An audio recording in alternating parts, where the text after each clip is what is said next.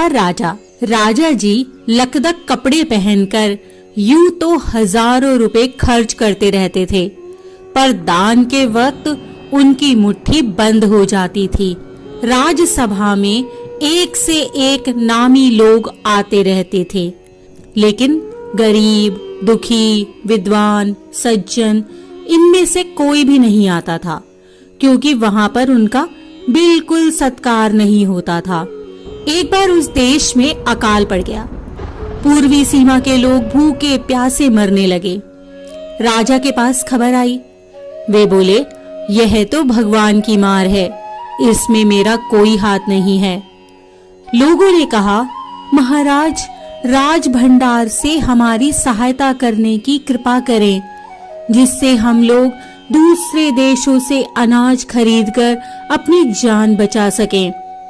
तो राजा ने कहा, आज तुम लोग अकाल से पीड़ित हो, कल पता चलेगा कहीं भूकंप आया है, परसों सुनूंगा कहीं के लोग बड़े गरीब हैं, 2 वक्त की रोटी नहीं जुटती। इस तरह सभी की सहायता करते करते जब राज भंडार खत्म हो जाएगा, तब खुद मैं ही दिवालिया हो जाऊंगा। यह सुनकर सभी निराश होकर लौट गए। इधर अकाल का प्रकोप फैलता ही जा रहा था। न जाने रोज कितने ही लोग भूख से मरने लगे। लोग फिर राजा के पास पहुंचे। उन्होंने राजसभा में गुहार लगाई, दुहाई महाराज, आपसे ज्यादा कुछ नहीं चाहते, सिर्फ 10,000 रुपए हमें दे दें तो हम आधा पेट खाकर भी जिंदा रह जाएंगे। राजा ने कहा, 10,000 रुपए भी क्या तुम्हें बहुत कम लग रहे हैं? और उतने कष्ट से जीवित रहकर लाभ ही क्या है? एक व्यक्ति ने कहा, भगवान की कृपा से लाखों रुपए राजकोष में मौजूद हैं, जैसे धन का सागर हो। उसमें से एक आध लोटा ले लेने से महाराज का क्या नुकसान हो जाएगा? राजा ने कहा, राजकोष में अधिक धन है तो क्या उसे दोनों हाथों से लुटा दूं? एक अन्य व्यक्ति ने कहा, महल में प्रतिदिन हजारों रुपए इन सुगंधित वस्त्रों, मनोरंजन और महल की सजावट में खर्च होते हैं। यदि इन रुपयों में से ही थोड़ा सा धन जरूरतमंदों को मिल जाए तो उन दुखियों की जान बच जाएगी। यह सुनकर राजा को क्रोध आ गया। वह गुस्से से बोला, खुद भिखारी होकर मुझे उपदेश दे रहे हो? मेरा रुपया है, मैं चाहे उसे उबाल कर खाऊं चाहे तल कर, मेरी मर्जी। तुम अगर इसी तरह बकवास करोगे तो मुश्किल में पड़ जाओगे, इसीलिए इसी वक्त तुम चुपचाप खिसक जाओ। राजा का क्रोध देखकर लोग वहां से चले गए। राजा हंसते हुए बोला, छोटे मुंह बड़ी बात, अगर 100-200 रुपए होते तो एक बार सोच भी सकता था।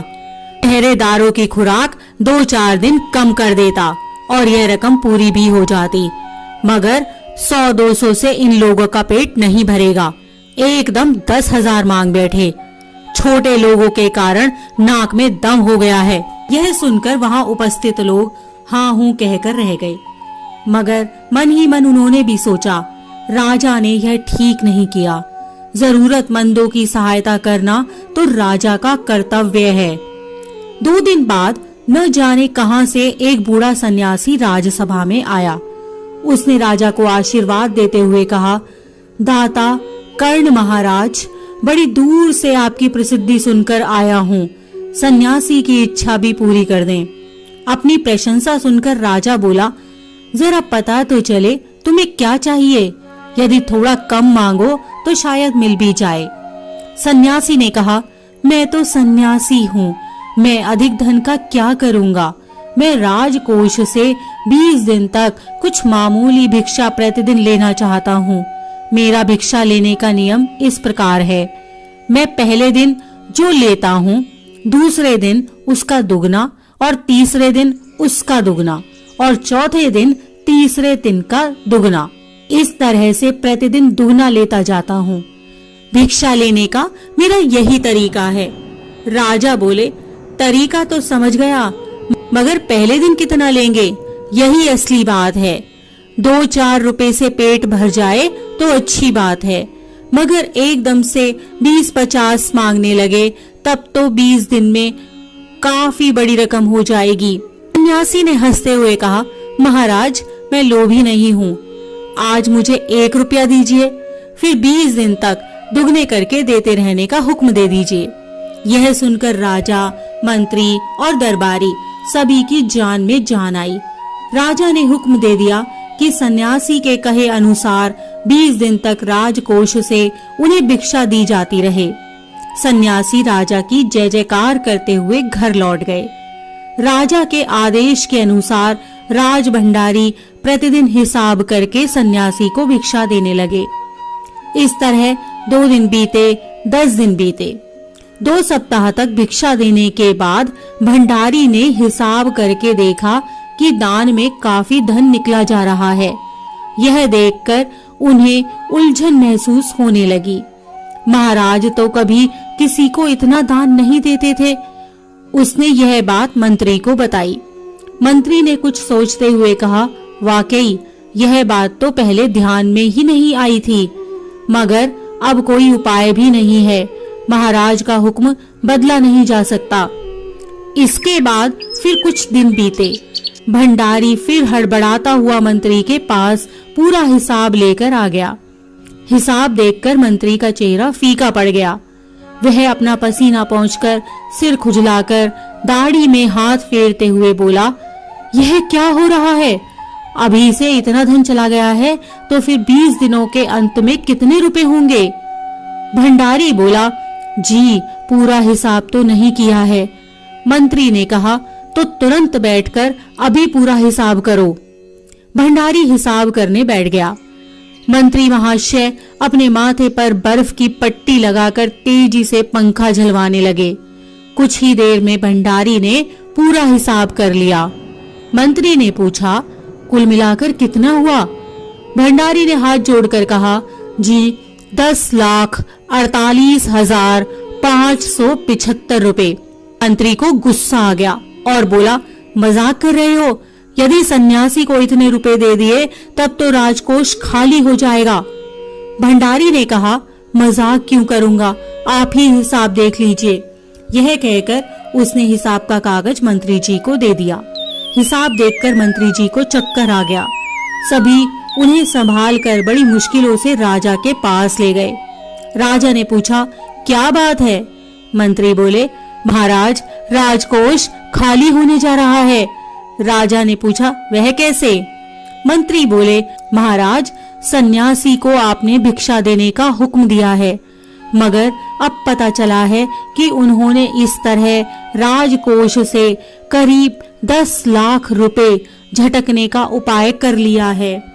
राजा ने गुस्से से कहा, मैंने इतने रुपए देने का आदेश तो नहीं दिया था, फिर इतने रुपए क्यों दिए जा रहे हैं? भंडारी को बुलाओ। मंत्री ने कहा, जी सब कुछ आपके हुक्म के अनुसार ही हुआ है, आप खुद ही दान का हिसाब देख लीजिए। राजा ने उसे 1 बार देखा, 2 बार देखा, उसके बाद वह बेहोश हो गया। सब परेशान हो गए। काफी कोशिशों के बाद उन्हें होश में आने पर लोग सन्यासी को बुलाने दौड़े। सन्यासी के आते ही राजा रोते हुए उनके पैरों पर गिर पड़ा। बोला, दुहाई है सन्यासी महाराज, मुझे इस तरह जान माल से मत मारिए। जैसे भी हो एक समझौता करके मुझे वचन से मुक्त कर दीजिए। अगर आपको 20 दिन तक भिक्षा दी गई तो राजकोष खाली हो जाएगा, फिर राजकाज कैसे चलेगा? सन्यासी ने गंभीर होकर कहा, इस राज्य के लोग अकाल से मर रहे हैं, मुझे उनके लिए केवल 50,000 रुपए चाहिए। वह रुपया मिलते ही मैं समझूंगा कि मुझे मेरी पूरी भिक्षा मिल गई है, बस मुझे और कुछ नहीं चाहिए। राजा ने कहा, परंतु उस दिन एक आदमी ने मुझसे कहा था कि लोगों के लिए 10,000 रुपए ही बहुत होंगे। सन्यासी ने कहा, मगर आज मैं कहता हूँ कि 50,000 से 1 पैसा कम नहीं लूंगा। राजा गिड़गिड़ाया, मंत्री गिड़गिड़ाए, सभी गिड़गिड़ाए, मगर सन्यासी अपने वचन पर डटा रहा। आखिरकार लाचार होकर राजकोष से 50,000 रुपए सन्यासी को देने के बाद ही राजा की जान बची। पूरे देश में खबर फैल गई कि अकाल के कारण राजकोष से 50,000 रुपए राहत में दिए गए हैं। सभी ने कहा, हमारे महाराज का